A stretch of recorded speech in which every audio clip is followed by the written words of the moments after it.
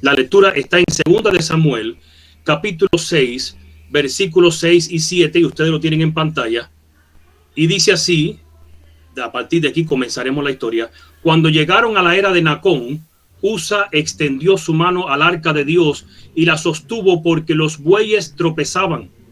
Y el furor de Jehová se encendió contra Usa y lo hirió allí Dios por aquella temeridad y cayó allí muerto junto al arca de Dios. Y hay muchas preguntas que vienen a mi mente. No sé si eres una persona como yo. A mí me gusta, no es que me gusta, ya me nacen muchas preguntas cada vez que veo un texto. Mientras más preguntas me haga, más respuesta obtendré y mejor entenderé el asunto, o tendré más probabilidad de poder encontrar la verdad en todo esto. Así que, ¿por qué Dios mató a Usa? Es la pregunta que me hice una vez que decidí estudiar este tema.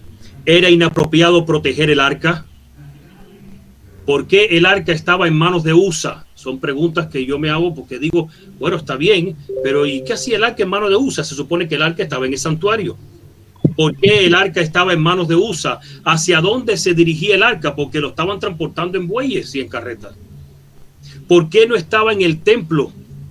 ¿Cuándo fue la última vez que estuvo en el templo? Son preguntas y otras muchas más que surgen, y cuando investigas entonces vamos a tener una gran historia en esta oportunidad. Así que partamos desde en dónde estuvo el arca por última vez antes que estuviera en manos de Usa. Y en 1 Samuel capítulo 4 versículos del 1 al 3 dice así la palabra de Dios: y Samuel habló a todo Israel. Ahora, ese Samuel habló a todo Israel, yo tuve que cortarlo porque eso viene del capítulo anterior, del capítulo 3. ¿Cuál fue el capítulo? Donde Samuel empezó a recibir las visiones de parte de Dios, y no Elí, porque ya Elí Dios lo había desechado, y ahora era Samuel, que era un jovencito. Y entonces el capítulo 4 empieza así: y Samuel habló a todo Israel. Y dice, ahora continúa, por aquel tiempo, o sea, por aquel tiempo que era Samuel el que hablaba, ahora ya no era Elí, aunque Elí seguía siendo el sumo sacerdote porque estaba vivo. Ahora dice, por aquel tiempo salió Israel a encontrar en batalla a los filisteos y acampó junto a Ebenezer, y los filisteos acamparon en Afec. Y los filisteos presentaron la batalla a Israel, y trabándose el combate, Israel fue vencido delante de los filisteos, los cuales hirieron en la batalla en el campo como a 4,000 hombres. Cuando volvió el pueblo al campamento, los ancianos de Israel dijeron, ¿por qué nos ha herido hoy Jehová delante de los filisteos? Traigamos a nosotros de Silo el arca del pacto de Jehová, para que viniendo entre nosotros nos salve de la mano de nuestros enemigos.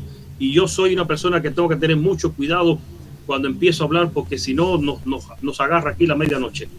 Y quiero tratar de frenarme un poco, porque hay mucho por empezar, por hablar aquí. En primer lugar, vamos a ver que estas personas no contaron con Dios y ahora culpamos a Dios. Y muchas veces en nuestras vidas no contamos con Dios para ciertos planes y resulta que nos salen mal. Y Señor, ¿pero por qué si yo oré? ¿Y por qué si yo hice esto? ¿Y por qué si hice aquello? Entonces, el asunto es que tenemos que tener cuidado, porque a veces creemos que contamos con Dios, pero pudiera ser que le hayamos presentado el asunto en oración, pero no esperamos la respuesta de Dios. Nos lanzamos. Y ahora ellos no contaron con Dios, y para colmo, en vez de decir, vamos a orar, a preguntarle a Dios qué fue lo que pasó. Como cuando sucedió con el pecado de Acán, que el pueblo fue a la guerra, murieron 35 hombres y regresaron adoloridos y tristes. Perdón, porque sus hermanos habían muerto. ¿Y qué hicieron? De rodillas a preguntarle a Dios qué pasó. Estos hombres no lo hicieron. ¿Qué se les ocurrió? Se les ocurrió la brillantísima idea de agarrar el arca como un amuleto. Y cuidado cuando agarramos las cosas como un amuleto de parte de Dios. Así que ellos agarran el arca y dicen, pues nos vamos a la guerra entonces. ¿Y qué sucedió? Versículos ahora 4 y 5. Y envió el pueblo a Silo, y trajeron de allá el arca del pacto de Jehová de los ejércitos, que moraba entre los querubines. y los dos hijos de Elí, Ofni y Finés, estaban allí con el arca del pacto de Dios. De hecho, vamos a ver, bueno, si ustedes estudian el espíritu de profecía, Elí no estuvo de acuerdo, pero sus hijos, que eran bien cabezones, para nosotros eso sería porfiado, que son cubanos, eran bien porfiados y no les importaba lo que su padre decía. Ellos se dieron a la tarea de nosotros sí nos llevamos el arca con el pueblo. Y ahora el versículo 5, aconteció que cuando el arca del pacto de Jehová llegó al campamento, todo Israel gritó con tan gran júbilo que la tierra tembló. Estaban equivocados y estaban para colmo cantando victoria antes de tiempo. Ahora, ¿quiénes eran estos personajes? ¿Cómo era su liderazgo? Y ahora es bueno conocer algo, porque ahora nos vamos a dar cuenta que esta gente no debía estar en la guerra. Me refiero al pueblo de Israel. En 1 Samuel capítulo 2, versículo 13 al 17, 2 capítulos anteriores, ustedes pueden leerlos, van a ver todas las cosas que hacían estos hijos de Elí, Ofni y Finés. Estos hijos de Elí, cuando la persona traía la ofrenda primero debía sacrificarse y luego el ayudante del sumo sacerdote pinchaba con un garfio y sacaba una porción de los pedazos del cordero que se estaba asando, y entonces esa porción era para ellos comer. Pero primero tenía que ser despedazado el cordero y puesto en el altar del sacrificio a quemar. ¿Qué hacían esto? Le decían al que venía con el cordero para ofrecer sacrificio: ese pernil, esa pierna de atrás que está bien gordita, me la sacas desde ahora, no la metas en el fuego, me la sacas desde ahora. Y la gente le decía: no, eso no se puede hacer, primero tiene que ir y te digo que lo hagas ahora o te lo voy a hacer a la fuerza. Así eran ellos, así era el culto que tenían en el santuario de Dios. Y aún más, en 1 Samuel capítulo 2, del 22 al 25, dice así: pero Elí era muy viejo y oía todo lo que sus hijos hacían con todo Israel y cómo dormían con las mujeres que velaban a la puerta del tabernáculo de reunión. Y les dijo: ¿por qué hacéis cosas semejantes? Porque yo oigo de todo este pueblo vuestros malos procederes. No, hijos míos, porque no es buena la fama lo que yo oigo, pues hacéis pecar al pueblo de Jehová, etcétera, etcétera. Así que simplemente vemos que el liderazgo era fatal. Y debido a esto, que no está en la historia de Usa, la gente dice, el libro de Samuel, que dejó de subir a Silo a adorar. La gente dijo: con estos sinvergüenzas que están aquí de ayudantes de Elí, los hijos de Elí, yo no voy más a adorar al templo. Se iban al otro, a las otras escuelas de los profetas que estaba creando Samuel. El punto es que si estaba así el liderazgo de la iglesia, ¿cómo se le ocurre al pueblo de Dios salir a la batalla con semejantes líderes? Si no fuiste capaz de ir al templo, ¿cómo te atreves a ir a la batalla? A veces nos atrevemos a salir o a pactar con personas que no deberíamos hacerlo. Y esto fue lo que pasó con el pueblo. Así que seguimos avanzando entonces. En 1 Samuel capítulo 4, versículo 6, ¿qué pasó? Recuerden que el pueblo gritó de una forma desenfrenada.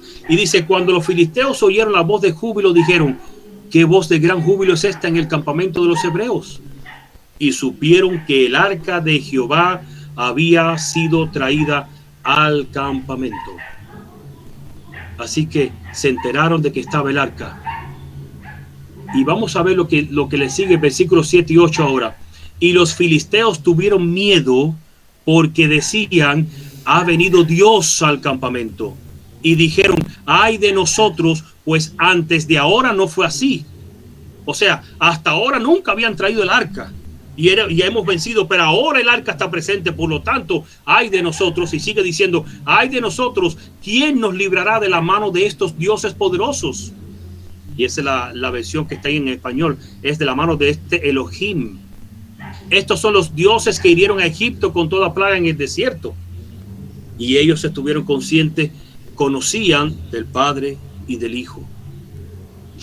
El punto es que los filisteos sí mostraron mucho más reverencia al 100% en comparación con el pueblo de Israel.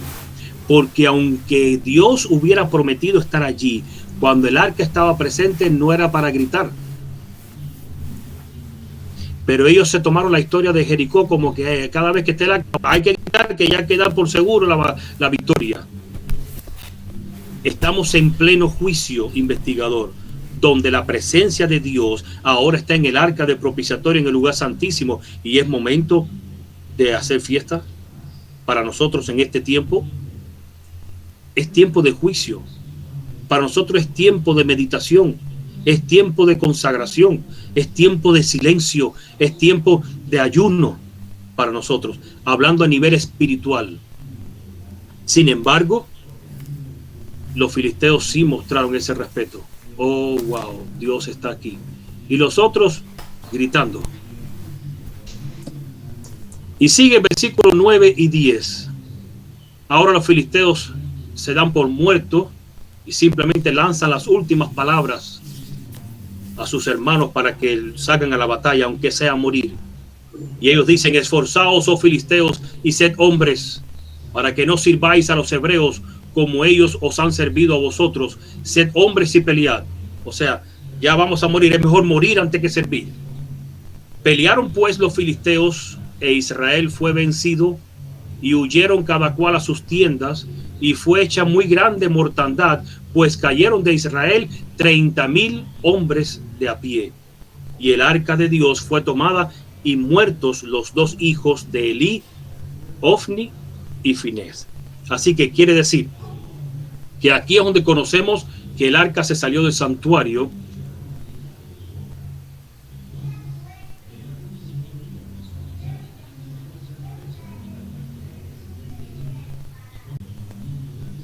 Y el mensajero respondió diciendo, a dar la noticia a Elí: Israel huyó delante de los filisteos, y también fue hecha gran mortandad en el pueblo, y también tus dos hijos Ofni y Finés fueron muertos, y el arca de Dios ha sido tomada. Y aconteció que cuando él hizo mención del arca de Dios, Elí cayó hacia atrás de la silla al lado de la puerta y se desnucó y murió. El N.J. lo describe como una persona que era extremadamente gorda, era robusto, porque era hombre viejo y pesado, y había juzgado a Israel 40 años. ¿Y qué más sucedió? Versículos del 19 al 22. Y su nuera, la mujer de Finés, que estaba encinta cercana al alumbramiento, oyendo el rumor que el arca de Dios había sido tomada y muerto su suegro y su marido, se inclinó y dio a luz, porque le sobrevivieron sus dolores de repente. Y al tiempo que moría, le decían las que estaban junto a ella: no tengas temor, porque has dado a luz un hijo. Mas ella no respondió ni se dio por entendida, y llamó al niño Icabod, diciendo: traspasada es la gloria de Israel por haber sido tomada el arca de Dios y por la muerte de su suegro y de su marido. Así que simplemente, y termina diciendo: dijo pues, traspasada la gloria de Israel porque ha sido tomada el arca de Dios. Versículo 22. Así que esto fue lo que pasó con el arca, y ahora los filisteos se llevan el arca. ¿Qué sucede con el arca? Si usted lee en capítulo 5, vamos a avanzar rapidito, el arca empieza a herir en el templo al dios Dagón, porque todos los días amanecía el dios Dagón en el piso, la estatua amanecía destrozada en el piso, y tenían que volverla a componer y a levantarla de nuevo. En la ciudad de Asdod, luego en Gad, porque sacaron el arca después de Asdod y la fueron llevando para la ciudad de Gad, y en ambas ciudades Dios la hirió con muerte, y mi versión dice y hemorroides, porque esos eran los tumores que creó. Desde el chico hasta el grande iban sacando el arca de ciudad en ciudad, y eran 5 ciudades por temor. Y tómenlo ustedes, y cuando allá ocurrían las cosas que Dios hacía, y tómenlo ustedes, y ahí el arca pasó de ciudad en ciudad de los filisteos. Y en el versículo 12 dice: y los que no morían eran heridos de tumores, y el clamor de la ciudad subía al cielo. Así que los filisteos se ponen en oración con sus dioses y sus sacerdotes, y consultan con sus príncipes. Y en el capítulo 6, del versículo 1 al 3, dice: estuvo el arca de Jehová en la tierra de los filisteos 7 meses. Entonces los filisteos, llamando a los sacerdotes y adivinos, preguntaron: ¿qué haremos del arca de Jehová? Ahora bien, antes de continuar, les voy a decir algo. Fíjense bien lo que los filisteos van a hacer con el arca. Hay un detalle importante con lo que ellos van a hacer con el arca, para que entiendas con el comportamiento que ellos lo hicieron. Y dice así: ¿qué haremos del arca de Jehová? Hacernos saber de qué manera la hemos de volver a enviar a su lugar. Entendieron, el arca hay que devolverla, no es de nosotros. el Dios de Israel no está bien que el arca esté aquí, luego lo hemos profanado, hay que sacarla de aquí. Así que ellos le preguntaron a los sacerdotes, díganos ustedes cómo se saca el arca de aquí y la devolvemos.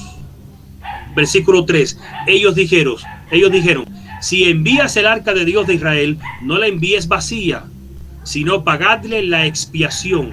Entonces seréis sanos y conoceréis por qué no se apartó de vosotros su mano. Primeramente es una ofrenda de paz que tiene que hacer con Dios. Una ofrenda de arrepentimiento para que la mano de Dios se separe de ti. Versículos 4 y 5. ¿Qué más había que hacer con el arca para devolverla? Y ellos dijeron, ¿y qué será la expiación que le pagaremos? Ellos respondieron, conforme al número de los príncipes de los filisteos, 5 tumores de oro y 5 ratones de oro, porque una misma plaga ha afligido a todos vosotros y a vuestros príncipes. Y ahora el versículo 5. Haréis pues figuras de vuestros tumores y de vuestros ratones que destruyan la tierra, y daréis gloria al Dios de Israel. Quizá aliviará su mano de sobre vosotros y de sobre vuestros dioses y de sobre vuestras tierras. Así que ellos están, fíjense lo que ellos están pensando. No adoran al Dios de Israel, pero conocen cómo funciona el Dios de Israel. Pero sigue aún más, versículos 6 y 7. Los sacerdotes están, estoy saltando la historia, ellos están insistiendo para que el arca sea devuelta, y ellos dicen, ¿por qué endurecéis vuestro corazón como los egipcios y Faraón endurecieron su corazón? Después que los había traspasado así, no los dejaron ir y se fueron. Pero esta gente está citando la historia de Egipto. La tenían bien clara en su mente. Al que se le había olvidado la historia de Egipto parece que fue Israel. Pero a los paganos la tenían bien clara en su mente. Y ellos los sumos sacerdotes les están aconsejando al pueblo filisteo, acuérdense de Egipto, lo que le pasó a Egipto por meterse con este asunto. Versículo 7. Haced pues ahora un carro nuevo. ¿Y por qué un carro nuevo? ¿Tú te imaginas el lujo que tendría el carro donde ellos transportaban al dios Dagón, a ese estatua grande? Eso era un carro tremendo, con un confort tremendo. Pero ellos sabían que al Dios de Israel no le podemos dar algo que ya fue ofrecido a otro. Te pongo ejemplo, a veces agarramos una música mundana, nos quedamos con la melodía y le cambiamos la letra, le ponemos una letra cristiana y creemos que ya hemos santificado la canción. La melodía no fue hecho para alabar, la melodía sigue siendo de Satanás, sigue siendo del enemigo de las almas. Lo único que hice fue ponerle una letra cristiana. Y eso no funciona. Y así mismo, piensa en cuántas cosas lo hacemos nosotros. Agarramos juegos mundanos, como hay un juego por ahí aquí en los Estados Unidos que es ese del millonario, pero le ponemos preguntas bíblicas. Y no apostamos dinero, solo preguntas bíblicas. Agarramos el mismo estilo del juego, pero con preguntas bíblicas, y creemos que ya hemos santificado el juego. Ese juego fue creado para otra cosa. ¿Cómo ahora piensas usar lo mismo que fue creado para adorar al enemigo? Ahora podemos usarlo para Dios. No funciona así. Y ellos sabían que por nada del mundo se te ocurre agarrar ningún carro de los de aquí. Hay que hacer uno nuevo para Dios, porque a Dios es nuevo. Para Él es algo que solamente fue dedicado a Él. Así que dice versículo 7, hacer pues ahora un carro nuevo y tomar luego 2 vacas que críen, a las cuales no haya sido puesto yugo, y uncir las vacas al carro y volver sus becerros de detrás de ellas a casa. Hicieron una estrategia. Las vacas tienen que estar criando. ¿Y por qué tienen que estar criando? Porque esta es la prueba que ellos van a usar para darse cuenta si Dios es el que ha estado obrando en este asunto, o simplemente fue una casualidad de lo que pasó con los tumores y el arca. Dice ahora el versículo 8, tomaréis luego el arca de Jehová y la pondréis sobre el carro, y las joyas de oro que la habéis de pagar en ofrenda por la culpa, las pondréis en una caja al lado de ella y la dejaréis que se vaya. Y ahora, ¿qué sucede? Versículos 9 al 12. Y observaréis Si sube por el camino de su tierra a Besemes, él nos ha hecho este mal tan grande. Y si no, sabremos que no es su mano la que nos ha herido, sino que esto ocurrió por accidente. O sea, si las vacas suben a Besemes, fue Dios. Porque lo contrario, lo que van a hacer las vacas es dar una vuelta, pero van a regresar en cuanto escuchen el bramido de sus crías. Por eso las escogieron que estuvieran paridas las vacas, criando. Para ver si hay un poder por encima de esa, ¿cómo decir? Los animales no tienen conciencia, lo que tienen son instintos. Ellos querían probar a ver si hay un poder por encima del instinto del animal que dirija al animal hacia un lugar en específico. Y ese Besemes era una ciudad levita en específico. No solamente israelita, sino que era levita. Porque ellos sabían que el arca no pertenecía al pueblo común, sabía que era a los levitas. Fíjense los detalles que vamos conociendo. Así que versículo 10, y aquellos hombres lo hicieron así, tomando 2 vacas que criaban, las uncieron al carro y encerraron en casa sus becerros. Luego pusieron el arca de Jehová sobre el carro y la caja con los ratones de oro y las figuras de sus tumores, y las vacas se encaminaron por el camino de Besemes y seguían camino recto, andando y bramando, sin apartarse ni a derecha ni a izquierda. Le contestaban a sus crías, pero por nada del mundo se desviaron, porque Dios, había su ángel, estaba dirigiendo el arca. Y sigue diciendo, sin apartarse ni a derecha ni a izquierda, y los príncipes de los filisteos fueron tras ellas hasta el límite de Besemes. Allá fueron a ver qué iba a pasar con el arca de Dios. Versículos ahora del 3 al 16. Y los de Besemes segaban el trigo en el valle, y alzando los ojos vieron el arca, y se regocijaron cuando la vieron. Y el carro vino al campo de Josué de Besemes y paró allí donde había una gran piedra. Y ellos cortaron la madera del carro y ofrecieron las vacas en holocausto a Jehová. Y los levitas bajaron el arca de Jehová y la caja que estaba junto a ella, en la cual estaban las joyas de oro, y las pusieron sobre aquella gran piedra. Y los hombres de Besemes sacrificaron holocaustos y dedicaron sacrificios a Jehová en aquel día. Cuando vieron esto, los 5 príncipes de los filisteos volvieron a Ecrón el mismo día, diciendo, ok, Dios fue el que estuvo presente en nuestro campamento, y esto ha sido obra de Dios. ¿Y qué sucedió? Para que vea que no es solamente el asunto de Usa, el asunto ya viene por el pueblo de Israel. Y viene cuando el pueblo de Israel, que conoce la verdad bíblica, empiezas a actuar conforme, mejor dicho, contrario a la verdad bíblica. ¿Qué pasó en el versículo 19 y 20? Entonces Dios hizo morir a los hombres de Besemes. ¿Y por qué Dios los hizo morir ahora? ¿Qué pasó? Porque habían mirado dentro del arca de Jehová. Hizo morir del pueblo a 50,070 hombres. Y lloró el pueblo porque Jehová lo había herido con tan gran mortandad. Y tú dirás, pero ¿y por mirar adentro? Pues tienes que ir a Levítico y a Números para que entiendas que, o en Éxodo, cuando Dios dijo, nadie podrá mirar aquí, solo el sumo sacerdote. El que mire aquí va a morir. Entonces no es culpa de Dios que hayan muerto 50,000. Ellos simplemente fueron en contra. ¿Y por qué? Porque si está la presencia de Dios, Dios no te va a matar ni te va a castigar por mirar dentro. Tú eres quien quedas consumido, porque ahí está Él. Moisés le pidió a Dios, muéstrame tu gloria, y Dios le dijo, te mostraré mi espalda, si te muestro mi cara, mueres. Cristo en este caso fue el que le dijo. Entonces ya estamos viendo que son levitas que sí conocen cómo se debe actuar y hacen las cosas como ellos quieren. ¿Sabe qué? El arca está fuera del santuario, vamos a mirar adentro. Y se le ocurrió a alguien mirar adentro, y se le ocurrió al resto hacerle caso a ese alguien. Y luego le echamos la culpa a Dios, porque ¿qué Dios es este? Versículo 20. Y dijeron los de Besemes, ¿quién podrá estar delante de Jehová el Dios santo? ¿Y quién subirá desde nosotros?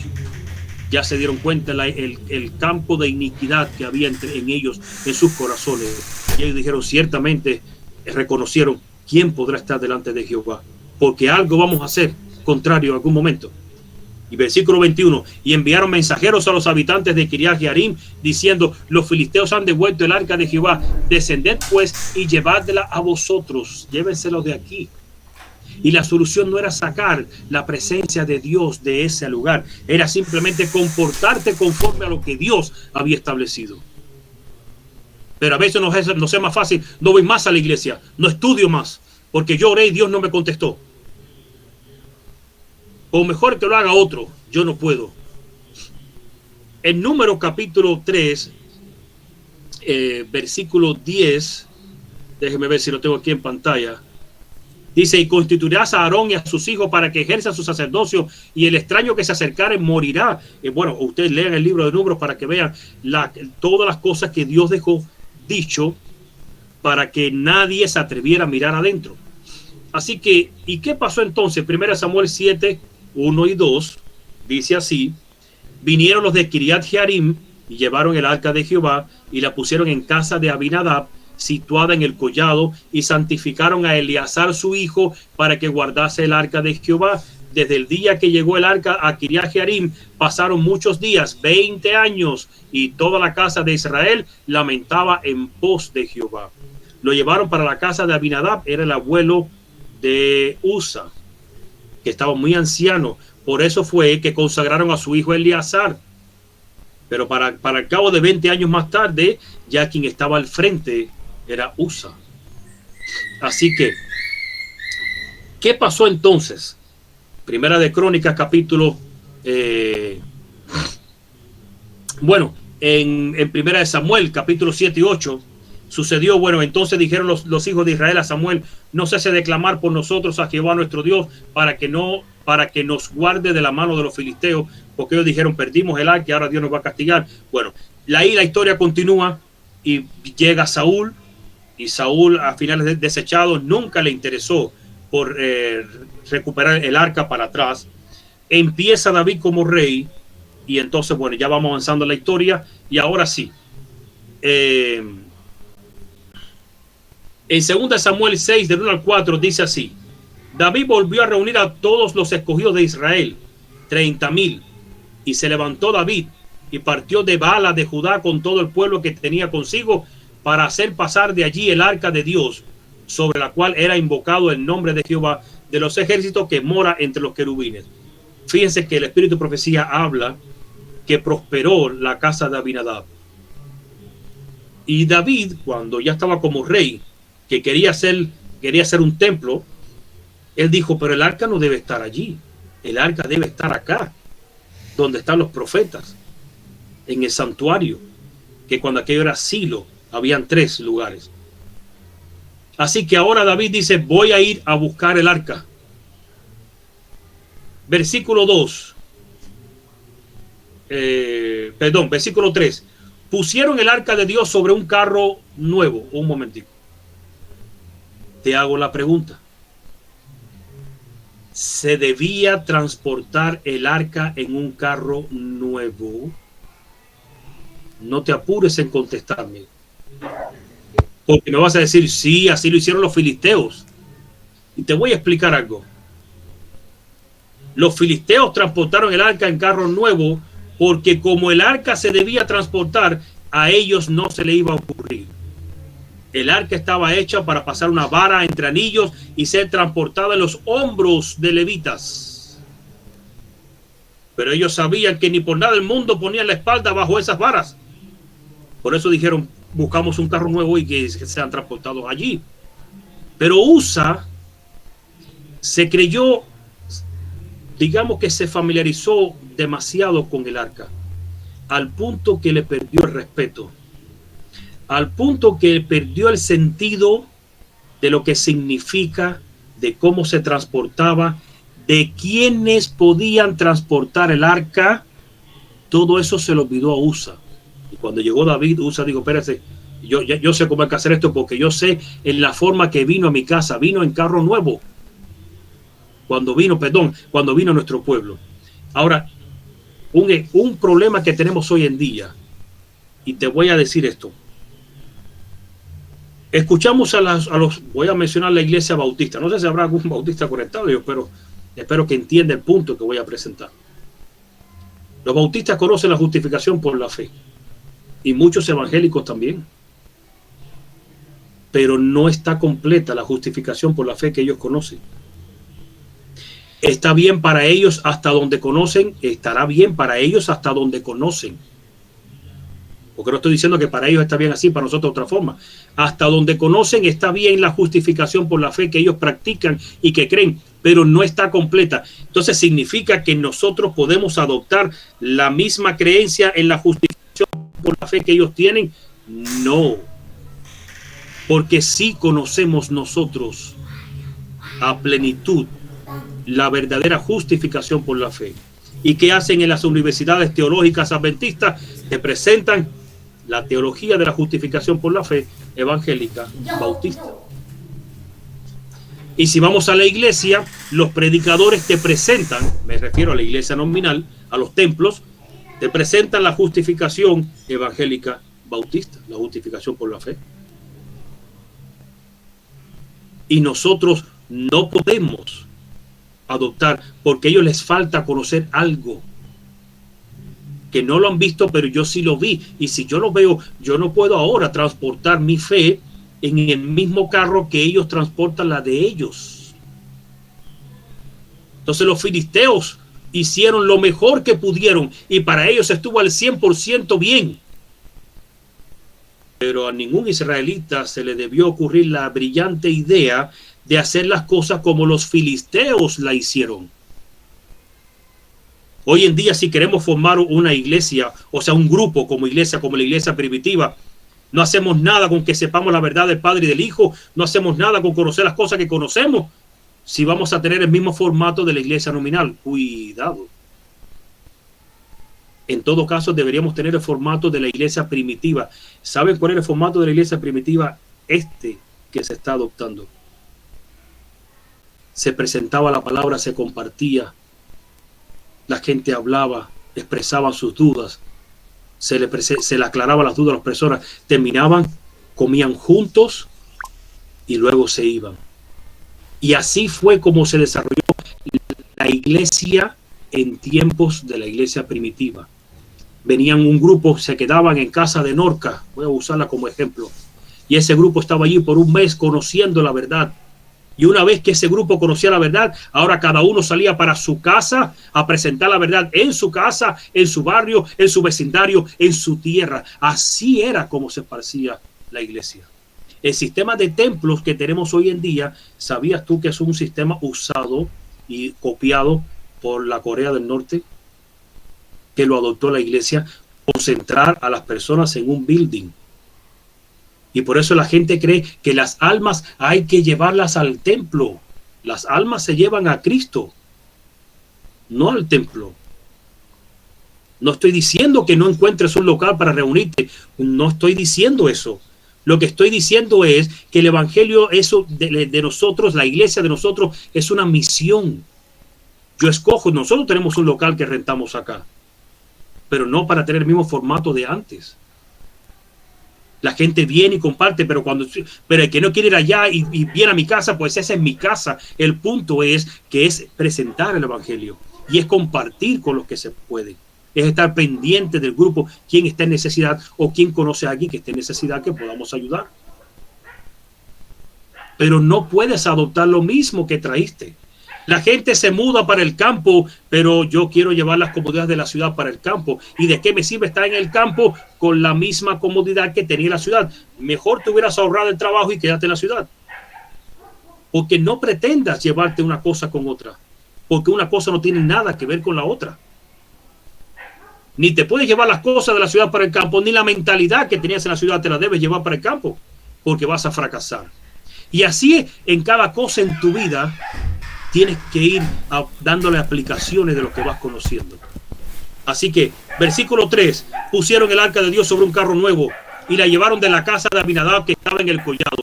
Y Usa y Ahío, hijos de Abinadab, guiaban el carro nuevo. Estos eran nietos de Abinadab, por eso dicen hijos. Ellos guiaban el carro nuevo. Y cuando lo llevaban de la casa de Abinadab, que estaba en el collado con el arca de Dios, Ahío iba delante del arca.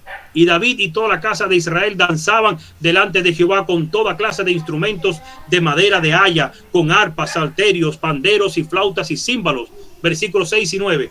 Cuando llegaron a la era de Nacón, Usa extendió su mano al arca de Dios y la sostuvo porque los bueyes tropezaban. Y el furor de Jehová se encendió contra Usa y lo hirió allí Dios por aquella temeridad y cayó allí muerto junto al arca de Dios. Tocó lo que no podía tocar. No fue Dios quien lo mató por tocarlo. Simplemente que él tocó lo que no debía tocar. Se adueñó de algo que no se debió adueñar. Se declaró líder de algo que no debió serlo, porque no le correspondía. Pero yo en mi casa la limpié, la desempolvé. Está bien, eso te correspondió en tu casa. Pero ahora vas a transportar el arca. Lo estás haciendo mal, como lo hicieron los filisteos. Y para colmo se te ocurre tocar algo que no debes hacer. Pero ahora pasó algo, versículo 8.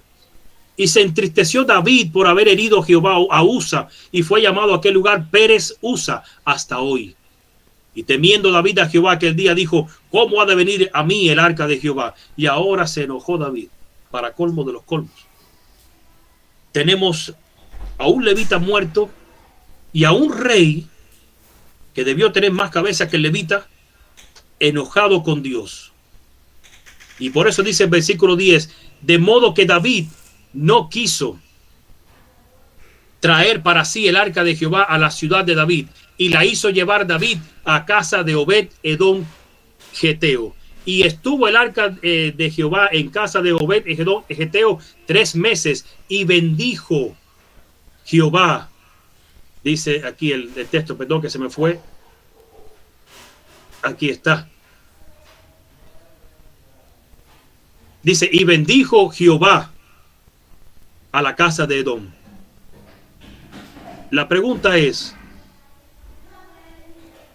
¿cómo se debe trasladar el arca? Y ya le fui diciendo por el camino. David se enojó con Dios sin haber primero averiguado: Señor, quiero hacer esta labor, esta empresa, este plan. Quiero mover el arca de este lugar hasta donde yo entiendo que debe estar, aquí en la ciudad de David, aquí en el templo que debe estar. Mi pregunta es, ¿cómo se hace? ¿Le preguntó David a Dios? Obviamente no le preguntó. Así que el pueblo primero sale a la guerra sin contar con Dios y le matan una cantidad de gente y se enoja con Dios. Y ahora David sale a mover el arca sin contar con Dios y sin averiguar. Tienes que ir al manual. No el manual de iglesia, sino el manual que Dios dejó. Cómo se transporta el arca, cómo se transportaba el santuario, cómo se transportaban los utensilios del santuario, las cortinas del santuario, las columnas del santuario. Tienes que averiguarlo todo. Y si Dios dejó dicho cómo se debe hacer, ¿cómo a ti se te ocurre pasar por alto eso? Y para colmo te enojas con Dios.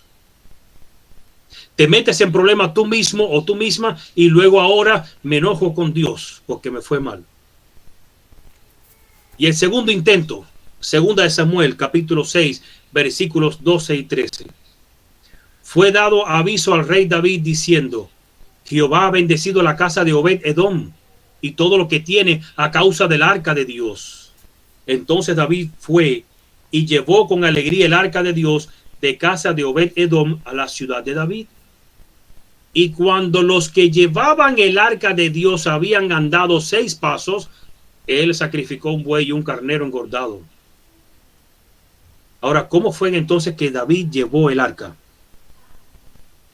Si vas a Números, capítulo 3, vas al manual que Dios dejó, en el versículo 17 dice así: los hijos de Leví fueron estos por sus nombres, Gersón, Coat y Merari.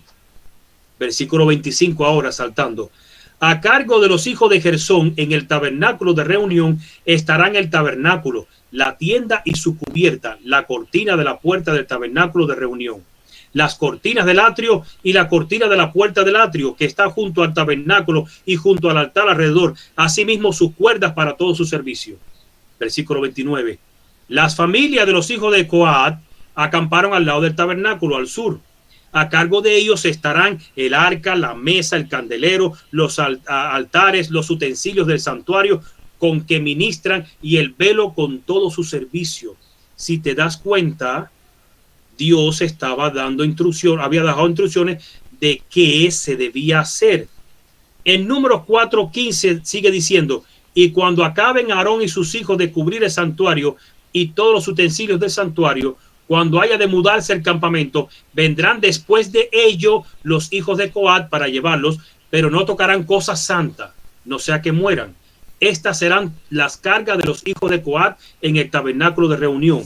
¿Y cuáles son? Si vas a un capítulo atrás, capítulo 3, versículos 36 y 37, dice así: a cargo de los hijos de Merari estará la custodia de las tablas del tabernáculo, sus barras, sus columnas, sus basas y todos sus enseres con todo su servicio, y las columnas alrededor del atrio, sus basas, sus estacas y sus cuerdas. En Primera de Crónicas 15, 2 y al 7, entonces nos dice: hizo David también casas para sí en la ciudad de David. Y ahora, de esta forma que entendió David que habían 3 tribus que eran los encargados de cargar, una las cortinas, otra la madera y la otra los utensilios de metal, entonces ahora se busca quienes carguen el arca.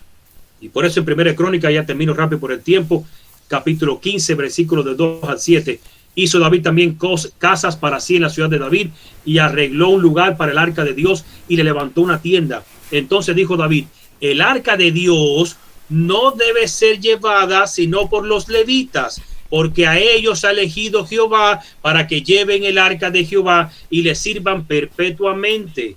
Y congregó David a todo Israel en Jerusalén para que pasasen el arca de Jehová a su lugar, el cual le había él preparado. Versículo 4. Reunió también David a los hijos de Aarón y a los levitas. ¿Y a quiénes fue los que reunió David en específico? De los hijos de Coat, Uriel, el principal, y sus hermanos 120. De los hijos de Merari, Asaías, el principal, y sus hermanos 220. Y de los otros hijos, se me volvió a ir aquí la imagen. Se me fue la Biblia aquí un momentico. Ahora se me fue la Biblia de acá. Primera de Crónicas, capítulo 15, versículos 2 al 7. Ahora sí. Y en el versículo 7, y de los hijos de Gersón, Joel, el principal, y sus hermanos 130. ¿Por qué lo hizo así David? Si vas al versículo de 2 al 15, y les dijo: vosotros que sois los principales padres de las familias de los levitas, santificaos vosotros y vuestros hermanos, y pasad el arca de Jehová, Dios de Israel, al lugar que le he preparado. Pues por no haberlo hecho así vosotros la primera vez, Jehová nuestro Dios nos quebrantó por cuanto no le buscamos según su ordenanza. Y qué bueno que David está hablando así. Versículo 14. Así los sacerdotes y los levitas se santificaron para traer el arca de Jehová, Dios de Israel. Versículo 15.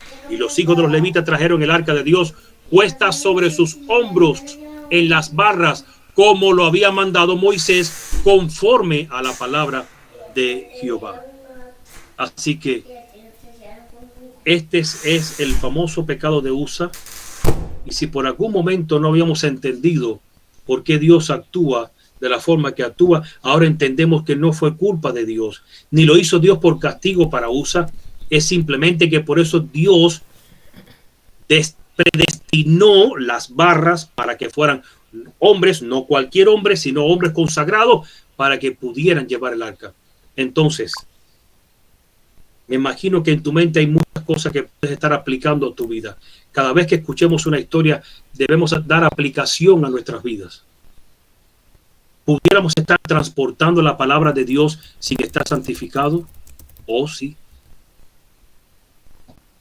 ¿Pudiéramos estar predicando a alguien, haciendo cualquier cosa, cuando en realidad no estamos santificados? Nos metemos en problemas con esto. Nos apoderamos de cosas que Dios ha determinado para otro asunto. Entonces, analicemos cómo funciona Dios.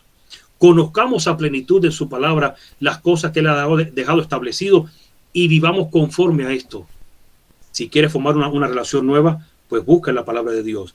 ¿Quieres formar una nueva congregación con tus hermanos? Busca en la palabra de Dios cómo se debe hacer. ¿Quieres vivir conforme a la voluntad de Dios? Busca en la palabra de Dios.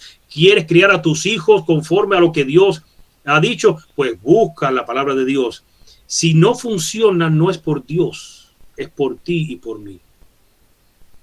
Entonces, tengamos cuidado de no perder la reverencia cuando abremos la palabra de Dios, cuando oramos, que le perdemos el respeto a la oración, le perdemos el respeto a la Biblia. No es que temamos a un libro en específico, sino que tenemos que estar conscientemente de que estamos frente a Dios y a su palabra. Por eso una de las cosas que a veces me llaman, hermano, para hacer un debate, y yo le digo, no es una irreverencia hacer debates con la palabra de Dios. Nosotros no somos llamados a agarrar la palabra de Dios para pelearnos con otros. Eso no se debe hacer. Yo respeto a los que lo hacen. Y punto aparte, no critico ni levanto juicio de ningún tipo. Pero hay muchas cosas que no se deben hacer. Y tenemos que conocerlo para no fracasar. Pero Dios nos ha dejado su palabra. Así que una vez más, conozcámosla, estudiemos, preparémonos para que cada día estemos mejor, como decir, capacitados en conocimiento y en entendimiento conforme a esto. Hermanos, yo deseo que Dios les bendiga a ustedes, Dios les guarde, que Dios les abrace, que sientan el calor, que sientan la sensación de su espíritu en sus hogares y en sus vidas. Así que vamos a orar para finalizar este estudio. Así que les invito a aquellos que puedan, me acompañen en oración, ya sea de rodillas o en la posición que puedan hacerlo. Oremos. Padre nuestro que estás en los cielos, te damos gracias porque siempre te digo lo mismo, tu palabra es vida. Por eso Cristo le dijo a Satanás, no solo de pan vivirá el hombre, sino de toda palabra que sale de la boca de Jehová. Y tu palabra es vida. No solamente vida espiritual, aún hasta física. Permite, Padre, que podamos asirnos de ella, podamos estudiar tu palabra con corazones sinceros y con mentes limpias. Que elimines de nuestras mentes cualquier tabú, cualquier concepto preconcebido. Que abramos tu palabra con la idea de que háblanos, Dios. No importa lo que yo tenga en mi mente, como habiéndolo entendido por años. Dime si estoy bien, si debo cambiarlo o si debo continuar con este pensamiento. Ayúdanos, Padre, para que podamos serte fiel. Ayúdanos, Padre, para que vivamos conforme aún así dice Jehová. Que muchas veces lo decimos de boca para afuera, pero en nuestras vidas no cumplimos con esto.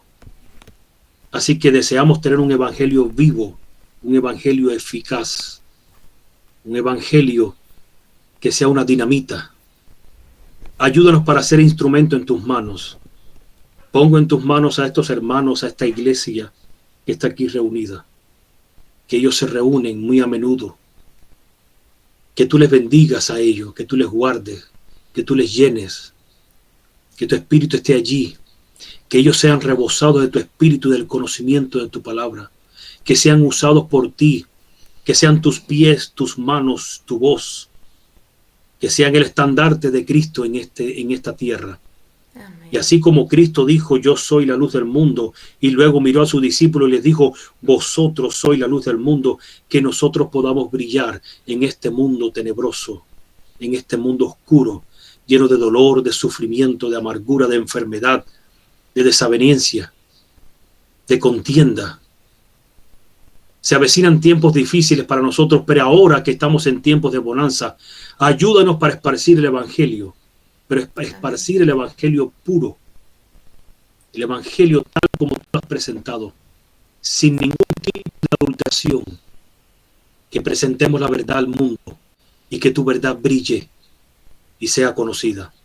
Bendícenos en esta noche, que podamos ir al descanso de la noche con la satisfacción de que tú estás con nosotros con el conocimiento de tu palabra, y que mañana amanezcamos con el mismo ímpetu y el mismo deseo de continuar escudriñando las Escrituras, aún de si tenemos que ir a trabajar, de hacerlo contigo, en tu presencia, con tus pensamientos, con tu palabra en nuestra mente, y buscando siempre la oportunidad de compartirlo con otros. Bendice al liderazgo de este grupo, de esta iglesia. No los conozco a todos al 100%, pero tú sí. Así que una doble porción de tu espíritu para ellos, para que ellos puedan guiar la grey de Dios, tu grey. Así que te pedimos estas cosas, Padre, en el nombre de tu Hijo amado Cristo Jesús. Amén y amén. Amén. Amén. Amén. Amén. Amén. Gloria.